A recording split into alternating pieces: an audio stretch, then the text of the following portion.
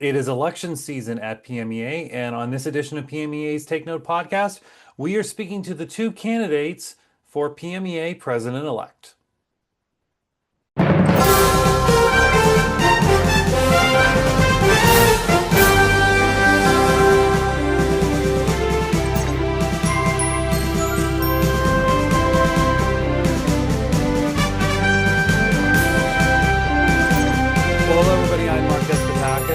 Welcome to this special edition of PMEA's Take Note podcast. It is PMEA election season. If you're a PMEA member, you received an email with some preliminary information on candidates for content area reps as well as for president-elect. And so what we're doing today is a special edition where we are talking to both candidates for PMEA President-Elect. So I'm delighted to welcome in the first candidate, Susan Basalik. Sue, thanks for joining us. Thank you very much for having me, Mark. I appreciate it. And so for our viewers, so they understand what we will be doing is I will be asking the exact same questions to both candidates. So you will get to hear their responses to them. So it won't necessarily be a conversation as the podcast normally is, but it will be the exact question. So let's start off, Sue, with the first question. And that is, can you give us your quick bio? So my journey to PMEA is probably much different from the journeys of other people. Most people, when they become involved with PMEA, have become involved because they've either come through the Fest or festival system, or they've had an active PCMEA chapter at their college or university. My journey didn't start that way. I was educated in the school district of Philadelphia and went on to Temple University from there. And quite frankly, the original plan was to go and teach in Philadelphia. However, as things were many, many years ago, I interviewed with 9 school districts, and the only one that was hiring at that time was Methacton, which is where I am now and where I have been for the last 45 years, teaching predominantly elementary orchestra. I've had a couple of years of teaching band and a little bit of experience teaching general music. I honestly did not know about PMEA until the summer between junior year and senior year of high school, when I had the opportunity to go to the Pennsylvania Governor's School for the Arts. And I met a lot of people from across the state. And the people who were from Bucks and Montgomery counties, which are the counties surrounding where I lived at the time, said to me, "We don't know you. Why don't we ever see you at PMEA events?" And I just kind of looked at them like, "What are you talking about?" Went to college, went to Temple University, and we had a very active chapter, but the focus on our chapter, our collegiate chapter, was more on, I would say, NAFME activity than it was on PMEA activity. So fast forward many, many years, and I attended some conferences that were in Philadelphia, but really did not pay a whole lot of attention to PMEA. And then in 2001, decided to apply and give a session at the conference in Hershey that year on teaching elementary orchestras. The session was accepted, and it was my first, shall we say, away from home conference. And it was at that point that I realized I've been missing a lot over the last 20 years. And so I decided to become involved with PMEA. And since then, I've had the opportunity to serve on many PMEA councils. I was served as for 6 years on the Professional Development Council, 3 years as chair, all at the same time, having, again, the opportunity to work with many wonderful people in PMEA, meet many wonderful people, have a lot of great opportunities. Continued to teach in Methacton. I'm still there. I won't give away my age, but let's put it this way. I've been in Methacton for 40 plus years. Very proud of our program in our school district. When I first came to Methacton in 1981, our string program had 1.4 teachers. I was the 0.4 teacher. And our program had 75 students total between 8 schools. We now have close to 500 students in our program. We have 4 full-time orchestra directors. We could always use another one. And just to see the growth in our program has been absolutely tremendous. We've been able to keep our own program moving. Plus, we also were able to serve as mentors to 3 local programs nearby: Springford, Perkiomen Valley, and Hatboro Horsham. So it's been a really wonderful opportunity, or should I say, it's been many wonderful opportunities, both in school and with PMEA. And I'm really looking forward to what the future holds with PMEA. And so that's pretty much the short end of the short end of the story. As I said, I've been teaching for a long time. I really, really enjoy it. I'm also the mother of a stringed instrument teacher. My son Benjamin teaches in the Radnor Township School District. So that's pretty much it. I love to learn. My second master's degree is in educational technology. That's my other thing besides teaching strings. I love working with music tech. And so there we go. Thank you. What interests you in taking on the role as PMEA president? I feel that it's time for me to give back to the organization. The organization has given me so much as an educator and as a person. As I said before, the opportunity to work with people from all over the state. I didn't realize how much I enjoyed that opportunity until I got more involved with PMEA, hearing all of the different viewpoints, having a chance to meet other people. It kind of reminded me of my time at the governor's school when I did have a chance to work with other folks from all over the state. And as I said before, I appreciate the opportunities I've been given. I love the direction that the organization has taken, especially lately. It's been great for me to watch.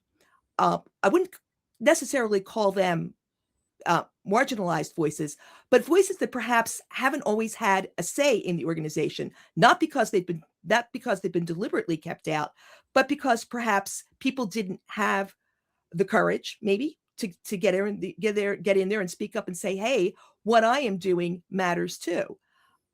I am an elementary stringed instrument teacher, so I come from a very different background than, say, maybe your typical PMEA folk. I think a lot of people who are involved in the organization perhaps come through as have taught maybe high school, middle school, whatever. I have always taught elementary school and I've always taught orchestra, two areas that we haven't really seen involved in a leadership capacity in PMEA. We've seen them involved in many, we've seen many people like me involved in many of the councils, but to see somebody at a high level of leadership, I'm looking forward to, if I'm elected, I'm looking forward to bringing my voice, or the voices of a lot of the people in the state who maybe have always thought, oh, maybe PMEA is not for me because I'm not a high school person. I don't do this. I don't do that. Well, there's a place for everybody here. And I would really like to see more people be involved. And I think as a leader, I could make that happen. How does PMEA best serve music educators and music students? I think for music educators, the professional development opportunities that PMEA offers are outstanding and could be used, quite frankly, as examples of excellent professional development for school districts that don't quite understand what good professional development looks like for a music educator. I'm sure that many of us have sat through many in-service days where perhaps the topic hasn't been applicable. And I would say to people who are planning professional development, as a department coordinator in Methacton, I do get to plan a lot of that. And I will say to people, we need professional development that is relevant. I'm fortunate that my district understands that PMEA can be an outstanding provider of professional development.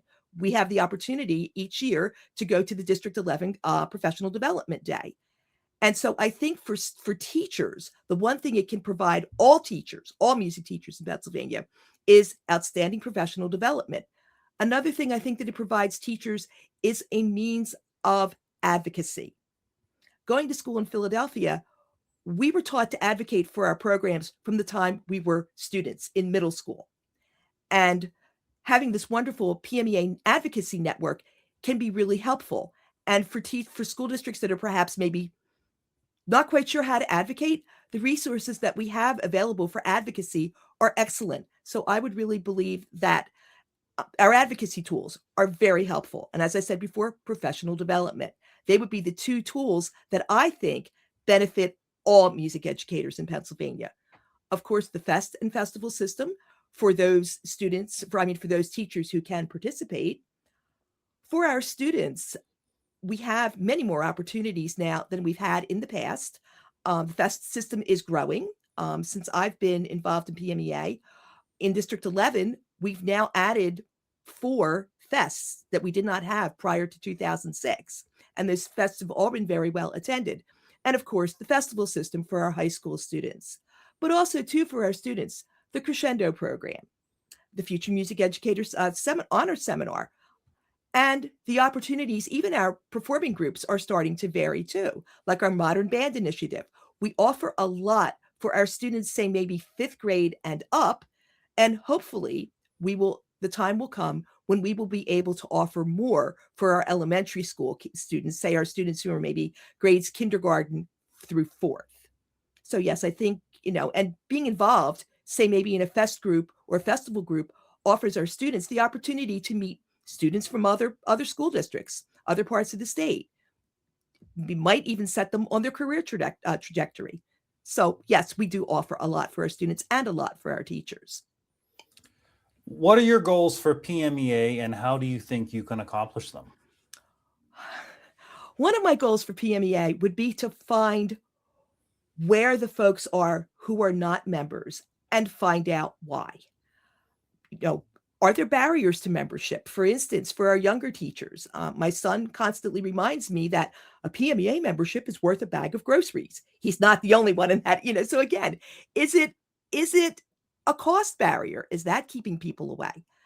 Or are people finding that their professional development needs or their professional membership needs are being better met by another music education organization? So what I would like to do is I would like to start finding people, because let's be honest, if we want our organization to grow, to progress, we need more people, and we need people to spread the word that we have a good organization here, that we are constantly striving to get better, that the things that we do as an organization, such as advocacy, professional development, the festival system, etc., will all be even that much more stronger if we have more folks involved. So that is one thing I would like to see us do as an organization.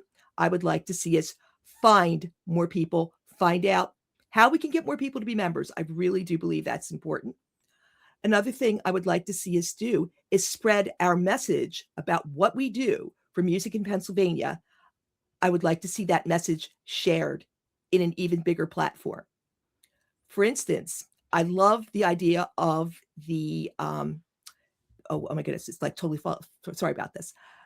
The day of service that we do each year during the summer conference. It's a wonderful opportunity.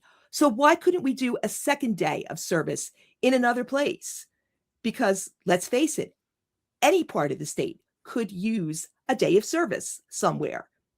And so I think that promoting the things that we are doing that are not necessarily, say, maybe concert oriented, but looking at our advocacy efforts, looking at the work we just did on revising the state arts standards, things along those lines. I think we need to do a better job promoting them, and I'm sure that we can. So that would be another thing that I would like to see us do. I would like to see us promote our organization, show our organization that what we are doing not only benefits the music students of Pennsylvania, the music educators of Pennsylvania, but could potentially benefit everybody in Pennsylvania. Well, Sue, thank you for taking some time to share a little bit about yourself and what your goals are for PMEA. We appreciate you taking the time. Oh, thank you very much. Thanks for the opportunity. I appreciate it. All right, and we are moving on now to our second presidential candidate. You see him joining me here on the screen, Chad Toporski. Hi, Chad. Hi, Mark. So as we did with Sue, we are going to ask the exact same questions and give you a chance to answer them. So we'll start with the first one. Can you give us your quick bio? Yeah, sure. So I grew up, not too much into it. I grew up mostly near Reading, Pennsylvania, so District 10. Growing up, probably like every music teacher, I was involved in all the art stuff. Took viola, chorus, French horn, trombone, and jazz band. Went to Exeter Township School District. And then after graduating, I went into the Army bands. I served at Fort Lee and Fort Bliss from 2001 until 2005. And after my time in service, I went to IUP for music ed, graduated there in 2009, moved to the Pittsburgh area, did some day-to-day subbing, eventually did a long-term K-2 sub general music, which was fun, and then landed a middle school chorus and general music job at Hopewell, which is in District 5.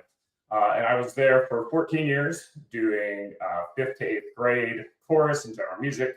Also served for some time as an assistant marching band director, high school musical music director, doing vocals and hip conducting. I produced 10 junior high musicals while I was there. And also while I was there, I got my master's in administrative leadership from CalU with my principal certification. While I was there, I was also proud to be elected in 2020 to District 5 President-Elect. And I'm just now this year finishing up my 4th year as president for District 5. It's been a great time. And recently, just last January, so a little over a year ago, I actually switched schools. I now teach at Quaker Valley at their middle school, grades 6 to 8. So now in District 1. And do some 7th grade general music stuff. I continue assisting with the middle school musical there and the high school musical, which just closed recently.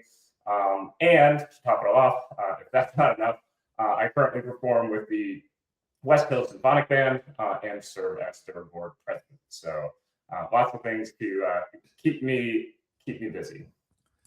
So then what interests you in taking on the role as PMEA president? So as I said, I've really enjoyed my time as District 5 president. It's kind of unusual because I did 2 terms back to back, so 4 years total instead of the normal 2 years, because our president-elect moved to Louisiana when I was just starting. So I did back-to-back years, to serve the district. But I really have loved it. And, I believe in PMEA as an organization that can, positively and significantly affect music education in Pennsylvania.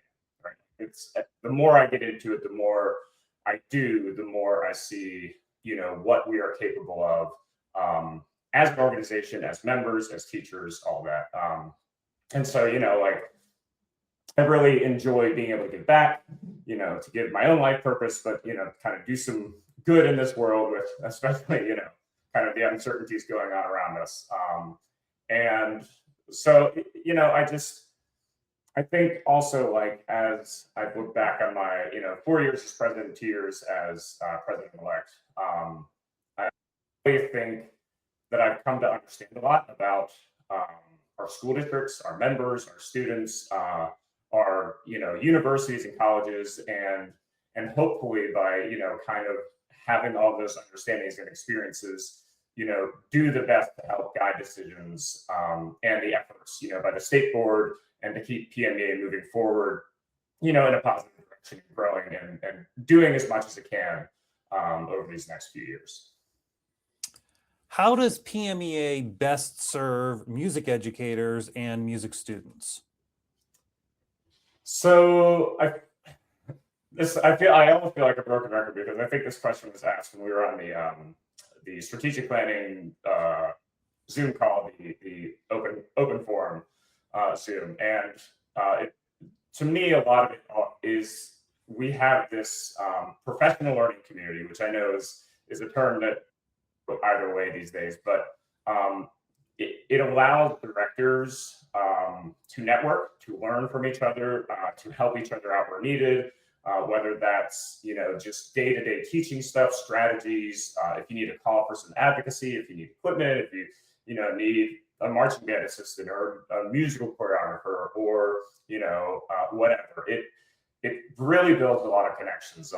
And one of the great things, that I've had the experience of doing as president is getting to meet all these, different people with, all these strengths and all these wonderful ideas. And I really see how much having this organization just, creates a whole that's way more than the sum of its parts. I don't see teachers in any other subject areas with this robust level of a support system. And this not only provides opportunities for teachers, but also, our students, and even our collegiate organizations.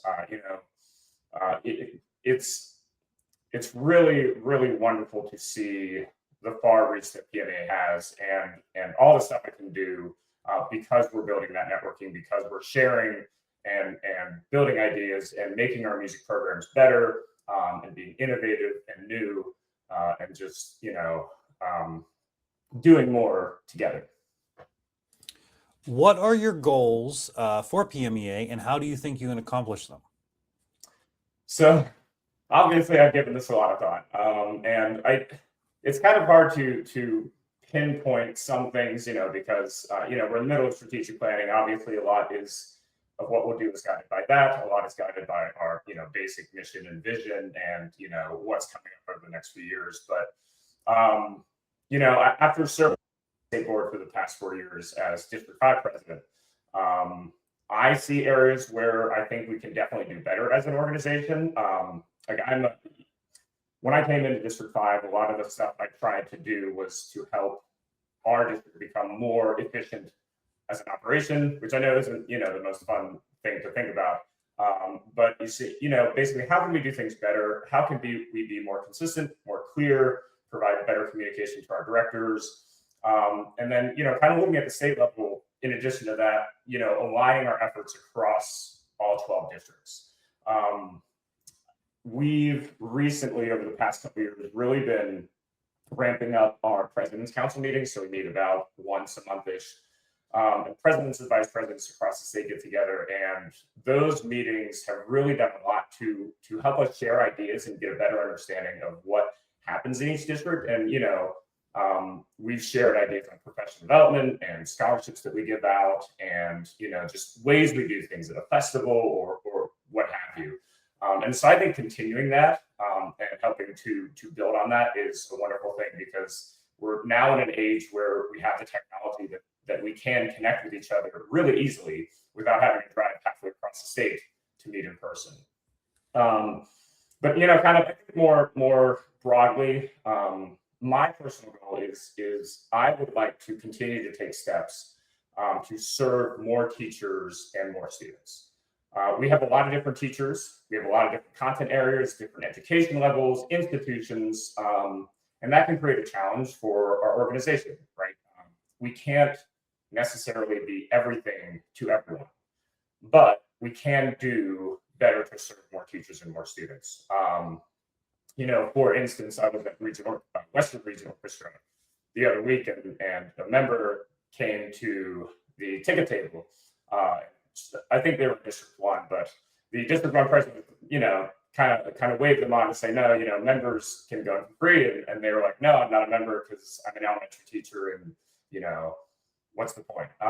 And so I see that as kind of like an anecdote of where we can do better. And, if we want to serve music programs and music teachers and students and all this stuff, we need to be doing that, across the board, every level. And I think that's also building connections on the other end between our K-12 school districts and our collegiate members, and building more connections there. In District 5, I've had a great opportunity to work with faculty from Westminster and Slippery Rock and Grove City and the colleges in these areas, and I see students not just who come into the music education programs, but then those pre-service teachers then become my colleagues, and watching that whole continual process and seeing how the connection that those students who become teachers have made over those years through PMEA has just really made their experience better and their teaching better. And so I think, at the end of the day, to kind of wrap everything up, right, I think as a leader, we need to have vision, right? We need to have ideas coming into this, but at the same time, it's really important to me that we listen to members to get an understanding of their needs and how to best serve them. Because even though I have ideas, I don't see things from every angle. And I enjoy talking to people and getting their understanding of how things are working in the district, how PMEA is working for them, or, in some ways not working for them. And I think at the end of the day, listening to people and really taking into consideration what's going on, down at the ground level is super important. And finally, just on top of that, when we hear and when we hear about things and we have ideas, not just talking about them nonstop, but taking some meaningful action, right? Thinking outside the box, not letting perfect be the enemy of the good, taking a step, even if it's not the best step. If it's the best step at the time with the information we have and the goals that we have, then we're making progress and we're not just kind of sitting in the water going nowhere. So, overall, just doing our best to serve the members across the board, our students across the board, and really taking the time to consider, where we can do better, what we can do better, and actually taking those steps.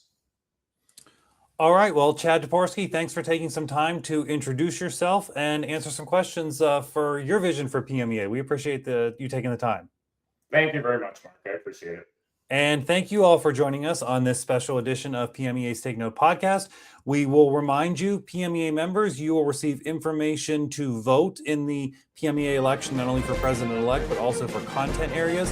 And you will receive that on Friday, April 3rd, when the election opens. Again, thanks for joining us. We'll see you next time.